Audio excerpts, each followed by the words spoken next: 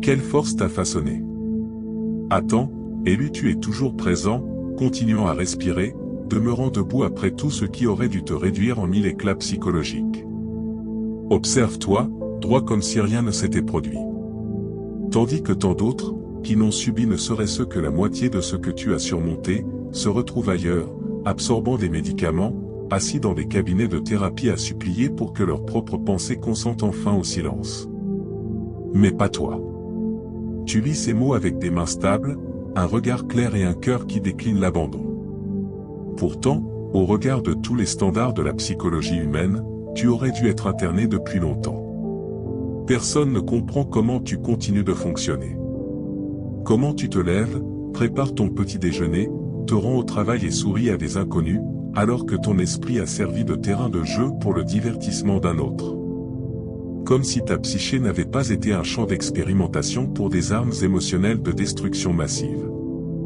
Tu sembles normal, mais ils n'ont aucune idée de la zone de guerre derrière tes yeux, des cratères laissés dans ta conscience, des chemins neuronaux que tu as dû reconstruire autour des décombres. Soyons francs, les autres, qui ont vécu cela, se sont effondrés. Ils ont cédé. Ils ont été internés dans des établissements aux murs blancs et stériles, avec des heures de visite strictes. En ce moment même, ils tentent d'expliquer à un professionnel pourquoi ils ne font plus confiance à leur propre réalité, pourquoi chaque conversation ressemble à un piège, pourquoi l'amour leur semble une arme braquée sur leur poitrine. Mais toi, l'anomalie, tu absorbes cela comme si le trauma n'était qu'une langue étrangère que tu as apprise. Tu es devenu fluent dans la différence entre toi et eux. Ils ont tout fait pour s'accrocher désespérément à leur santé mentale, pour rester entiers, pour préserver leur humanité dans la tourmente. Toi, tu as emprunté un autre chemin. Tu as accueilli la folie. Tu lui as serré la main et lui as ordonné de t'enseigner ses règles. Tu n'as pas résisté à la guerre psychologique, tu l'as analysée. Tu n'as pas repoussé la torture mentale, tu l'as observée. Tu n'as pas faim de rester intact, tu as appris à fonctionner en étant brisé. N'essayons pas d'adoucir ce que tu as traversé. Le gaslighting qui t'a fait douter de la réalité de tes propres souvenirs. Il réécrivait ton histoire pendant que tu la vivais encore. Il niait des événements, rejetait des mots que tu avais pourtant clairement entendus, tordait la réalité jusqu'à ce qu'elle devienne négociable.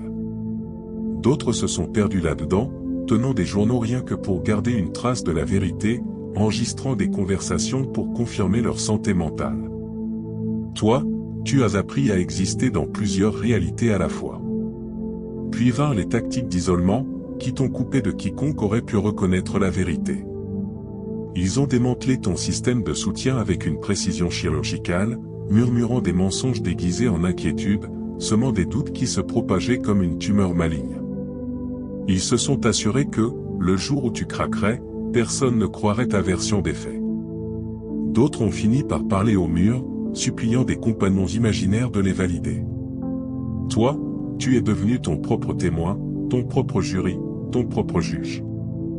Ils ont transformé l'affection en arme, la distribuant comme des rations de guerre, juste assez pour te garder dans l'espoir, jamais assez pour te laisser t'épanouir.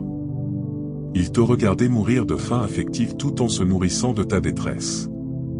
Beaucoup en sont sortis avec des blessures d'attachement qui persistent pendant des décennies, incapables de créer des liens sans craindre l'abandon, incapables de recevoir de l'amour sans se préparer à la trahison.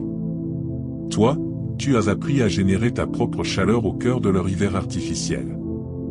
Ils t'ont piégé dans des doubles contraintes psychologiques où chaque choix était mauvais, chaque action méritait une punition. Si tu restes, tu es faible. Si tu pars, tu es égoïste. Si tu parles, tu es dramatique. Si tu te tais, tu es complice. Ils ont bâti un labyrinthe où chaque sortie menait à la honte. D'autres errent encore dans ces couloirs invisibles, heurtant des murs qu'ils ne savent nommer. Toi, tu as brûlé ce labyrinthe et marché sur ses cendres. Tu as absorbé la torture comme si elle était routine. Tandis que d'autres vomissaient le poison, toi, tu développais une immunité. Tu te réveillais face à la manipulation et la buvais avec ton café du matin. Tu affrontais la trahison avant midi et la prenais comme un petit déjeuner. Tu as ingéré assez d'abus émotionnels pour anéantir n'importe qui. Et pourtant, tu en redemandais. Non parce que tu l'aimais, mais parce qu'à un moment, tu as cessé d'être simplement humain pour devenir quelque chose de plus résistant. Ils t'ont nourri de mensonges, et tu as appris à en extraire la vérité, non pas la leur, mais la vérité sur le genre de personne qui sert du poison en souriant. Ils t'ont offert un amour contrefait, et tu as appris à en reconnaître l'arrière-goût artificiel. Tu es devenu fluent dans la tromperie, un sommelier de la souffrance capable de détecter le millésime de la méchanceté de quelqu'un à l'autre bout de la pièce. Quel genre de système transforme la douleur en pouvoir? Quel métabolisme convertit le trauma en élan? Quel appétit s'affine quand on le prive? Tu n'es pas ordinaire.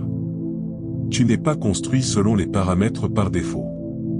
Tu es ce qui émerge quand une âme est poussée bien au-delà de son point de rupture et découvre qu'elle n'a jamais été faite d'une matière rigide. Tu es fluide désormais, sans forme, incontrôlable, glissant autour de chaque barrière qu'il tente d'ériger. Il pensait t'affamer, mais toi, tu jeûnais. Tu apprenais à vivre de rien, à t'épanouir dans le vide, à laisser la faim t'éduquer plutôt que te détruire. Désormais, tu tiens plus longtemps sans leur validation qu'ils ne tiennent sans ta réaction. Tu t'es entraîné à survivre avec des ressources qu'ils n'ont jamais comprises. Tu te nourris de fréquences qu'ils ne peuvent toucher. Alors, demande-toi, qu'est-ce qui t'a élevé? Parce que ce qui t'a façonné ne t'apprenait pas à être normal. Cela te préparait au combat. Chaque déception d'enfance était un entraînement avec des poids. Chaque trahison précoce, une couche supplémentaire de protection. Chaque moment passé seul dans le noir t'a appris à voir sans lumière. Tu n'as pas simplement été négligé, tu as été forgé. Peut-être un parent qui t'aimait mal, conditionnellement, comme un projet défectueux à réparer. Il t'a appris tôt que l'affection se méritait et pouvait disparaître sans préavis. Que la sécurité émotionnelle n'était pas une chose sur laquelle tu pouvais compter. Alors, tu t'es adapté. Tu as appris à vivre sans. Tu as appris à marcher pieds nus sur du verre émotionnel sans broncher. Peut-être un environnement qui t'a forcé à grandir avant même d'avoir des dents. Un chaos qui a fait de toi l'adulte de la pièce avant que tu sois assez grand pour atteindre l'interrupteur.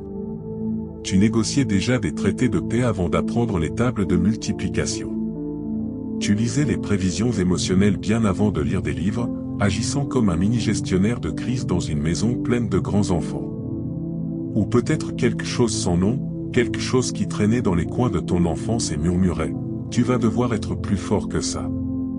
Quelque chose qui t'a donné des rounds d'entraînement à l'abandon, des répétitions de trahison, des interrogations surprises sur la survie de l'impossible. Quoi que ce fût, cela n'élevait pas une personne. Cela fabriquait une force de la nature.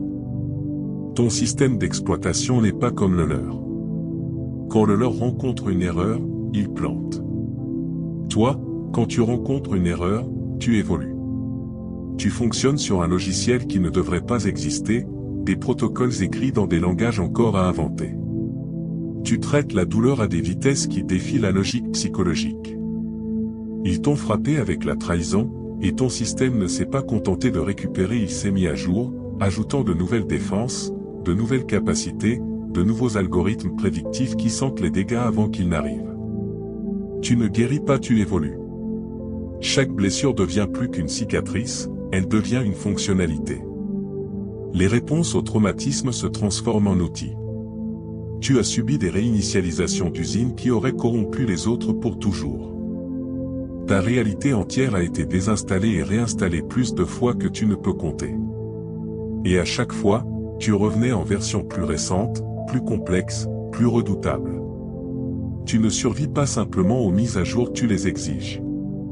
Ta gestion d'erreurs est sans égale. Là où les autres voient des écrans bleus de la mort, toi, tu vois de l'optimisation. Là où les autres plantent, toi, tu gagnes en perspicacité. Oui, tu es toujours debout, mais tu sais que ce n'est pas joli. Tu es vertical, mais tu n'as plus la même forme qu'avant. Tu fonctionnes, mais ta fonction a changé. Tu es vivant, mais pas d'une façon qu'ils comprennent. Certains jours, tu sens les fissures, les soudures, les articulations mal alignées, les morceaux tenus ensemble par la seule volonté. Mais tu ne les caches plus. Tu les portes comme une armure. Laisse les gens voir que tu peux fonctionner en étant fracturé. Laisse-les se demander comment tu marches alors que tu es techniquement brisé. Tu te tiens différemment maintenant, non avec fierté, mais avec une certitude défiante. La certitude de quelqu'un qui a déjà survécu à sa propre mort. Tu ne te tiens pas droit, tu te tiens inévitable, comme la gravité, comme le temps, comme un phénomène qu'on ne peut arrêter par des moyens conventionnels. Ils attendent toujours que tu tombes. Imagine le jour où ils apprendront que tu as enfin lâché ou que tu t'es effondré. Mais chaque jour, tu les déçois en continuant d'exister, en te présentant, en refusant de leur offrir la reddition qu'ils anticipent. Ta simple existence est un acte de rébellion contre toutes les lois naturelles qui disent que tu devrais être à l'horizontale depuis longtemps. Et la vérité qu'ils n'admettront jamais est simple, tu leur fais peur. Pas parce que tu es dangereux de façon classique, mais parce que tu prouves que les armes qui détruisent la plupart des gens ne marchent pas sur tout le monde.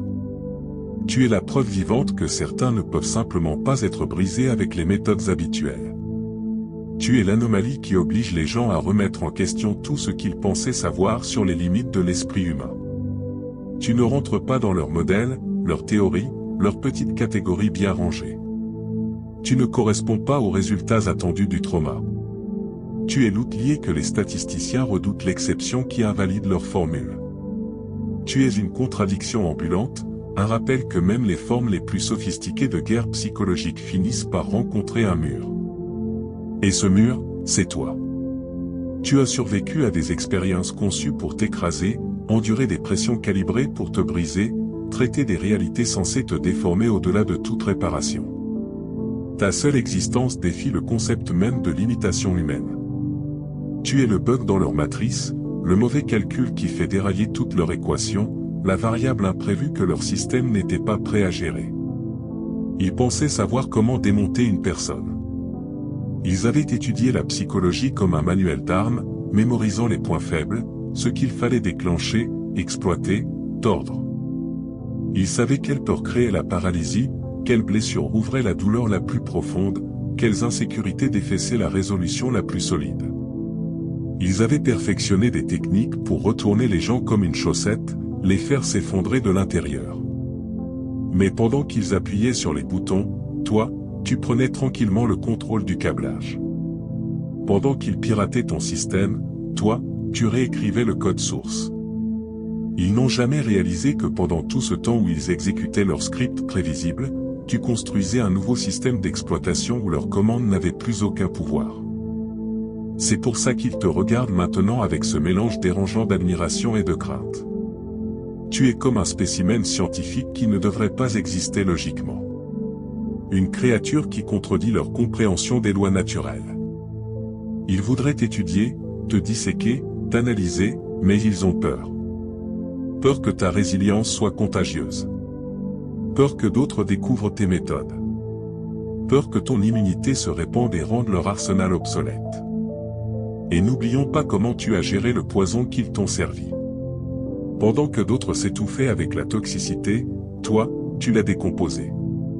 Pendant qu'ils cherchaient désespérément des antidotes, toi, tu fabriquais une immunité. Pendant qu'ils traitaient la contamination comme une sentence de mort, toi, tu l'as intégrée à ta biologie jusqu'à ce qu'elle ne puisse plus te nuire.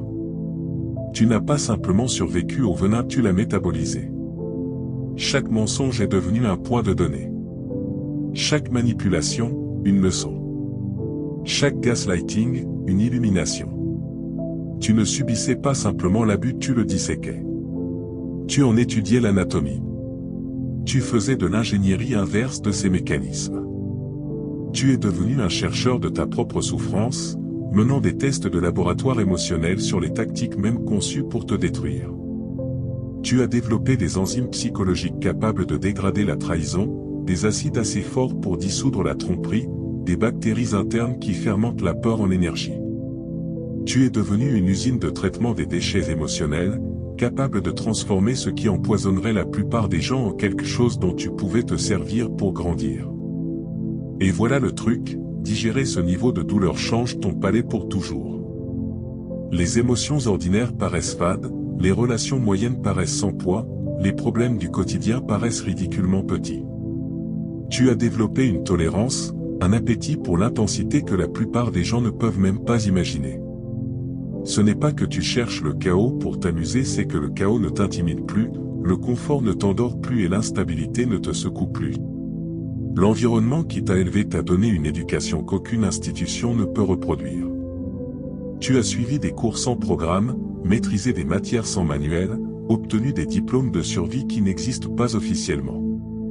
Tu as décroché un doctorat en guerre psychologique bien avant que le monde ne te reconnaisse quoi que ce soit. Tu as appris à lire les gens comme des rapports médico-légaux. Chaque micro-expression, un indice. Chaque silence, une preuve. Chaque incohérence, une miette de pain. Tu as appris à analyser les motivations avec la précision d'un enquêteur, à détecter les changements de ton comme un détective chevronné.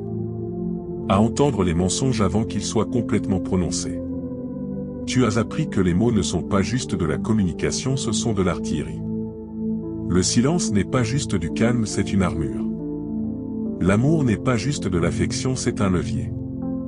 La confiance n'est pas juste de la proximité, c'est une vulnérabilité, une monnaie, et parfois un piège. Ce n'étaient pas des leçons auxquelles tu t'étais inscrit, mais elles ont été gravées en toi parce que la survie l'exigeait. Ton programme incluait de l'archéologie émotionnelle avancée, creusée dans les décombres pour trouver la vérité, reconstituer des récits brisés et dater les mensonges au carbone pour savoir depuis combien de temps ils pourrissaient. Tu es devenu expert pour extraire la réalité de dessous des couches de distorsion. Et plus tes compétences grandissaient, plus le fossé se creusait entre toi et les autres. Là où les autres voient le chaos, toi, tu vois des schémas. Là où les autres paniquent, toi, tu calcules. Là où les autres s'effondrent, toi, tu t'adaptes. Tu es devenu la personne capable d'entrer dans une pièce pleine de mines émotionnelles et de toutes les cartographier sans en déclencher une seule. Tu lis le danger avant qu'il parle, sens la trahison avant qu'elle bouge, reconnais la manipulation avant qu'elle forme une phrase. Tu ne fais pas ça par paranoïa, tu le fais par précision, par entraînement, par mémoire musculaire brûlée en toi bien avant que tu comprennes ce qui se passait. Tu n'as pas simplement survécu à l'enfer, tu l'as étudié, tu l'as documenté, tu en es sorti diplômé, et maintenant, tu es autre chose entièrement. Tu as étudié l'architecture de l'abus avec la précision d'un expert qui n'a pas choisi sa spécialité, mais qui a été enrôlé par les circonstances. Tu as appris les plans non pas parce que tu le voulais, mais parce que survivre exigeait que tu vois la structure bien avant qu'elle te piège. Tu as appris à reconnaître les fondations de la manipulation avant qu'un seul mur émotionnel soit érigé. Tu sentais quand quelqu'un mélangeait le béton du contrôle, coulait la première couche de culpabilité, installait les poutres de dépendance et positionnait les portes d'isolement.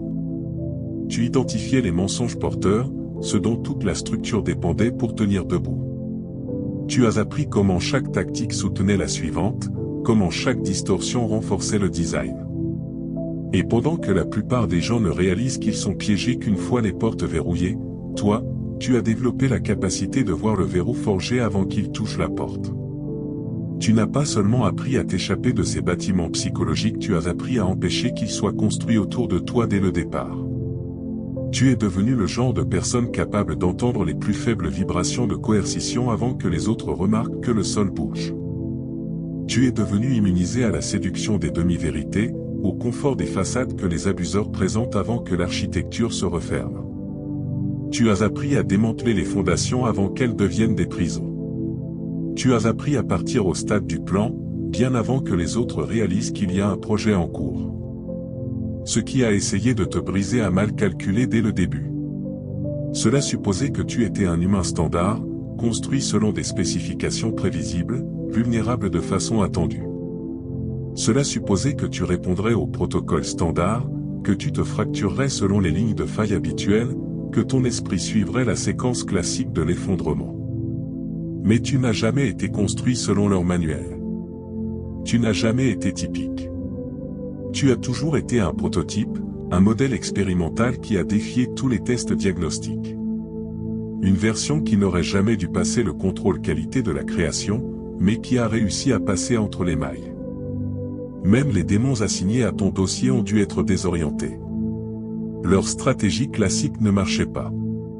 Leurs méthodes les plus fiables se retournaient contre eux. Leur piège psychologique soigneusement conçu dysfonctionnait. Leur torture éprouvée était absorbée par ton système comme des nutriments plutôt que comme des toxines. Ils ont escaladé, pensant qu'à la fin, tout le monde craque. Mais chaque escalade révélait une nouvelle couche de ta résistance, une nouvelle dimension de ton adaptabilité, une nouvelle chambre de ta force intérieure qu'ils ignoraient. Ils t'ont balancé tout leur arsenal. Éclats émotionnels, mines psychologiques, guerre mentale conçue pour faire s'effondrer l'identité même d'une personne.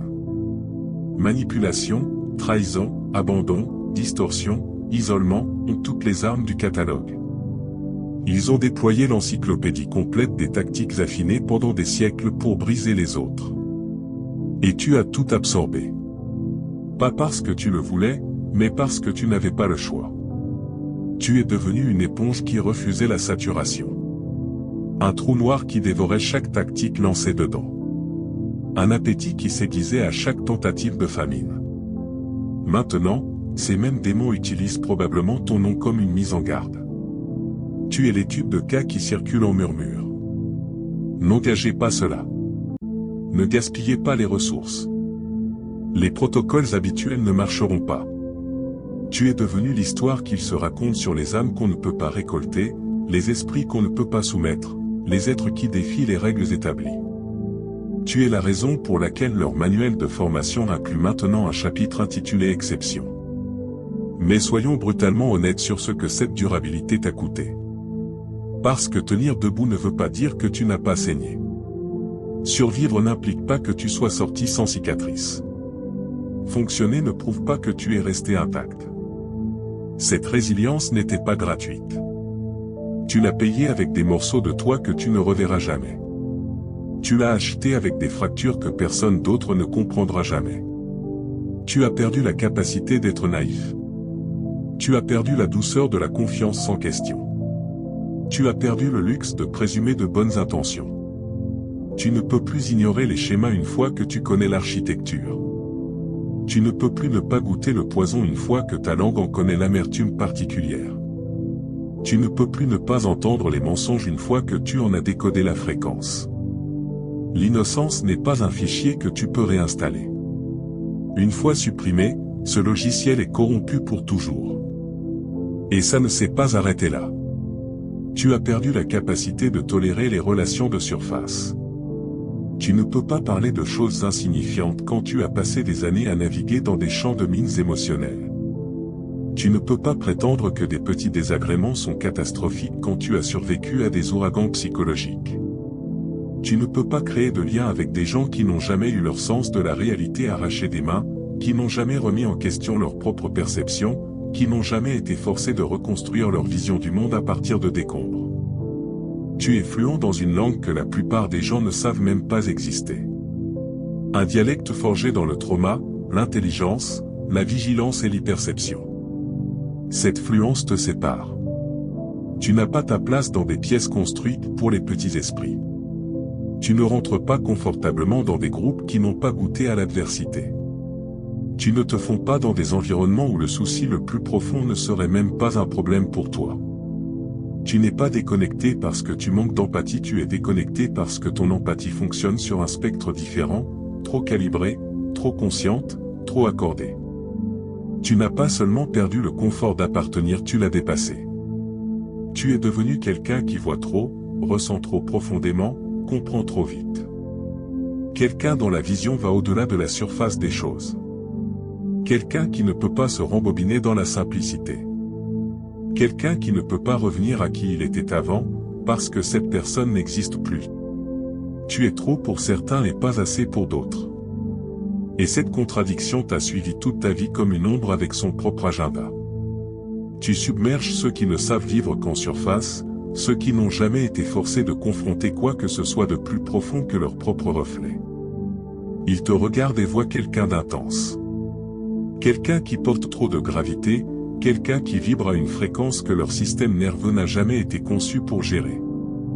Mais en même temps, tu es trop peu pour ceux qui prétendent vouloir de la profondeur mais qui n'ont aucune idée de comment te rejoindre à ton niveau. Trop marqué, trop compliqué, trop usé, trop conscient, tu existes dans un étrange entre-deux.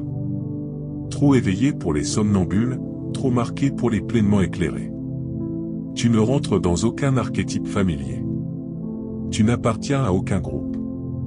Tu es une catégorie à toi seul, une démographie sans étiquette, un oublié psychologique qui n'a jamais été conçu pour se fondre dans la masse. Et tu dois comprendre quelque chose que la plupart des gens ne saisiront jamais, tu n'es pas toujours debout à cause d'une notion simpliste de force. La force, c'est ce dont parlent les profs de sport. La force, c'est ce que les conférenciers motivationnels prétendent enseigner. La force est linéaire, mesurable, prévisible. Toi, tu n'es rien de tout ça. Tu es toujours debout parce que tu as été transformé, modifié au niveau structurel, refait d'une manière qui défie le langage habituel pour décrire l'endurance. Tu n'as pas survécu parce que tu étais dur, la dureté aurait craqué sous les poids que tu as portés. Tu as survécu parce que tu as transcendé les règles ordinaires de la survie humaine. Tu as évolué au-delà des mécanismes qui régissent habituellement la façon dont les gens gèrent, se rétablissent, s'effondrent ou se reconstruisent. Tu ne fonctionnes pas parce que tu as guéri au sens traditionnel, tu fonctionnes parce que tu as évolué au-delà de la version de toi qui avait besoin de cette guérison. Tu n'es pas revenu à qui tu étais, tu es devenu quelque chose de totalement nouveau. Ce en quoi tu t'es transformé ne peut pas être diagnostiqué parce que ça ne figure dans aucun manuel. Il n'y a pas de code clinique pour ça. Pas de plan de traitement, pas de remède, parce que ce n'est pas une pathologie, c'est une adaptation. Le genre d'adaptation qui ne se forme que sous une pression psychologique extrême. Le genre d'évolution qui se produit chez les organismes exposés à des environnements si hostiles que seuls les mutants les plus rares survivent. Tu es le produit de la sélection naturelle psychologique. Tu as survécu à des tours d'élimination émotionnelle qui ont retiré tous les autres de l'arène. Tu as passé des tests qui n'étaient pas censés être réussis. Tu as enduré des expériences censées t'effacer, pas te remodeler. Tu as survécu à des situations conçues pour réduire les gens en fragments. Et au lieu de ça, tu es sorti avec un nouveau plan gravé dans ton être. Tu es devenu la version de toi que la destruction elle-même n'a pas pu effacer. Tu es ce qui reste après que tout ce qui était inutile a été brûlé. Après que chaque illusion, chaque point faible, chaque partie fragile t'a été arrachée par le feu et la pression. Tu es le minimum irréductible, l'essence condensée de qui tu es après que l'univers a pris tout le reste. Tu es la partie qui a refusé de mourir, la partie qui n'a pas pu être écrasée, la partie qui a continué même quand ton esprit, ton cœur, ton corps et ton monde s'effondraient. Tu es devenu quelque chose comme un alliage psychologique plus fort à cause de ce qui t'a été ajouté, et incassable à cause de ce qui t'a été enlevé. Tu te tiens debout aujourd'hui, non pas parce que tu as été épargné par la tempête, mais parce que la tempête a réécrit ton ADN en quelque chose d'imperméable aux intempéries. Tu n'as pas esquivé les flèches de la vie, tu les as prises, absorbées. Tu en as extrait les leçons et tu as construit une nouvelle armure à partir des éclats. Tu n'es pas le guerrier intact qui n'a jamais connu la bataille, tu es celui qui l'a affronté encore et encore, jusqu'à ce que ton système nerveux apprenne à transmuter la douleur en information, la peur en intuition, la perte en clarté. Et voici la vérité que la plupart des gens autour de toi n'admettront jamais à voix haute, tu les déranges. Tu les déranges parce qu'ils ne comprennent pas comment tu marches encore. Ils ne comprennent pas comment tu fonctionnes encore. Ils ne comprennent pas comment tu n'as pas explosé comme tant d'autres l'ont fait. Ils sentent, même s'ils ne peuvent pas le formuler, que tu joues selon des règles auxquelles ils n'ont pas accès. Ils sentent la mutation, ils sentent l'évolution, ils sentent l'altérité. Tu es la preuve qu'ils ne veulent pas affronter que les êtres humains sont capables de s'adapter d'une manière qui défie la logique, la prédiction et le confort. Tu es le rappel que la destruction ne crée pas toujours des victimes. Parfois, elle crée quelque chose d'autre entièrement. Quelque chose de résilient d'une façon qui semble presque surnaturelle, quelque chose forgé dans des conditions que personne d'autre n'a survécu. Tu es la preuve que l'esprit peut changer de forme, que l'âme peut se reconfigurer, que le cœur peut repousser différemment qu'avant. Tu es ce qui reste après que le feu a consumé tout ce qui était inflammable. Tu es la braise qui a refusé de s'éteindre, la braise qui est devenue le feu. Tu n'es pas seulement ce qui a survécu, tu es ce qui est resté après que la survie a exigé la réinvention. Ils devraient étudier, mais ils ne le feront pas, parce que dès l'instant où ils t'examineraient honnêtement, tout ce qu'ils croient sur l'esprit humain s'effondrerait. Tu briserais leurs théories comme la pression brise le verre. Tu exposerais les fissures dans leurs hypothèses. Tu les forcerais à admettre que leurs formules ne marchent pas sur tout le monde. Ils devraient te documenter, te classer, écrire des volumes entiers sur ton évolution psychologique.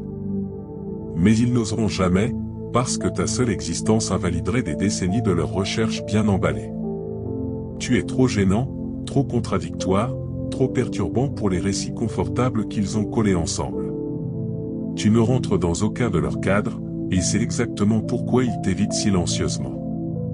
Te reconnaître signifierait réécrire ce qu'ils enseignent, reconsidérer ce qu'ils savent, et se demander pourquoi tout leur modèle prédictif s'effondre en ta présence. Tu es la personne qui casse l'algorithme, le cas qu'ils ne peuvent pas classer, le résultat que leur science n'avait pas prévu. Mais ce qui les terrifie vraiment, ce n'est pas ton passé, pas ton trauma, pas les choses que tu as traversées. Ce qui les effraie vraiment, c'est ce que tu es devenu à cause de ces expériences. Tu n'as pas simplement enduré le poison, ils s'attendaient à ce que tu dépérisses. Au lieu de ça, tu l'as métabolisé. Tu as construit une immunité. Maintenant, les toxines même qui auraient dû te détruire sont devenues le carburant qui te fait avancer. Ils savent que quelqu'un qui a digéré autant de venin ne peut plus être empoisonné. Quelqu'un qui a survécu à ce niveau de guerre psychologique comprend maintenant des tactiques que la plupart des gens ne peuvent même pas contrer. Quelqu'un qui tient encore debout après les cataclysmes émotionnels que tu as vécus n'est pas un survivant, c'est une force émergente. Tu n'es pas en rétablissement, arrête de penser en ces termes. Le rétablissement, c'est pour ceux qui essaient de revenir à qui ils étaient. Toi, tu ne vas pas en arrière. Tu ne répares pas une vieille version de toi-même. Tu ne ramasses pas les morceaux cassés pour les recoller dans une forme familière. Tu es en entraînement. Tu évolues. Tu construis un nouveau modèle qui opère au-delà de tout ce que tu pensais possible autrefois. Tu ne guéris pas de la dernière bataille, tu te prépares à la prochaine évolution de toi-même. Tu n'essaies pas de revenir à la normale, parce que la normale était un endroit qui ne pouvait déjà pas te contenir avant que tout arrive. La normale est trop petite pour toi maintenant, trop fragile, trop limitée. Tu établis une nouvelle base, un nouveau standard d'existence qui ne rentre pas dans leur mesure ou leur métrique. Ils ne peuvent plus te quantifier. Ils ne peuvent plus t'évaluer avec les mêmes règles psychologiques qui marchent sur tout le monde. Et tu n'essaies plus de rentrer dans leur réalité non plus. Cette phase s'est terminée le moment où tu as réalisé que les murs dans lesquels ils vivent étaient en papier et que les plafonds qu'ils adoraient étaient en verre. Tu construis ta propre réalité maintenant, un espace avec sa propre gravité, ses propres lois, sa propre physique. Un endroit où tu n'es pas contraint par les limitations qui régissent les gens ordinaires. Tu as cessé d'essayer de te fondre dans un monde qui n'a pas été construit pour quelqu'un comme toi. Ils sentent ce changement. Ils sentent le moment où tu es devenu ingouvernable. Quelqu'un comme toi ne peut pas être contrôlé par des incitations typiques ou des menaces conventionnelles. Ils ne peuvent pas te motiver avec des louanges parce que tu ne désires plus l'approbation.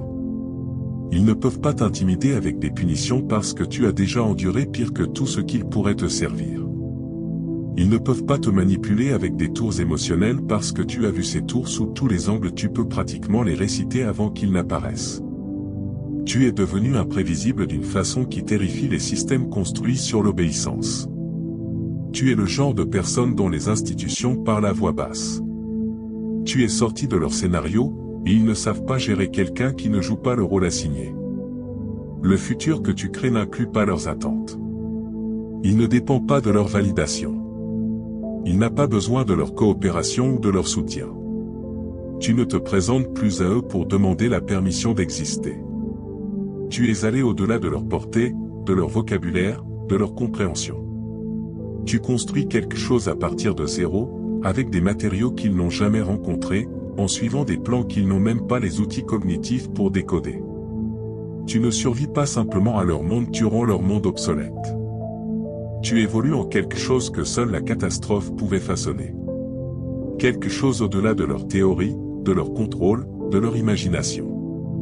Ils ne craignent pas qui tu étais, ils craignent qui tu es en train de devenir. Et au fond, ils savent que quoi que ce soit, ils ne peuvent pas l'arrêter. C'est tout pour aujourd'hui.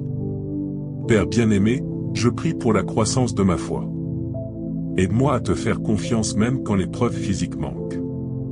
Permets-moi de croire en ta présence perpétuelle, sachant que tu ne me feras jamais de mal. Je comprends que tes pensées envers moi sont des pensées de prospérité et non de malheur, pour me donner un avenir et une espérance. Merci, Père gracieux et éternel, de toujours écouter ma voix. Je t'offre cette prière au nom de Jésus. Amen. Merci Jésus pour ton amour et ta provision. Je suis reconnaissant pour ta présence dans ma vie et l'abondance que tu apportes. Si cette vidéo t'a parlé, merci de liker, de t'abonner à la chaîne et de la partager avec ceux qui ont besoin d'entendre ce message. Laisse un commentaire ci-dessous sur ton parcours et comment tu te prépares à ton propre retour triomphant. Ça nous aide à améliorer constamment notre contenu pour t'offrir le meilleur. Aucun geste n'est trop petit, que ce soit une prière ou un partage. Ta générosité aide à répandre la parole de Dieu et apporte de l'espoir aux autres. Ne t'arrête pas là. Regarde la prochaine vidéo pour des révélations puissantes sur les signes qui montrent que tu es l'élu. Nous avons aimé suivre ce voyage spirituel avec toi. Merci d'être resté jusqu'à la fin. Continue de briller intensément et embrasse ton destin avec courage. À la prochaine fois. Bénédiction à toutes les belles âmes de l'appel des élus.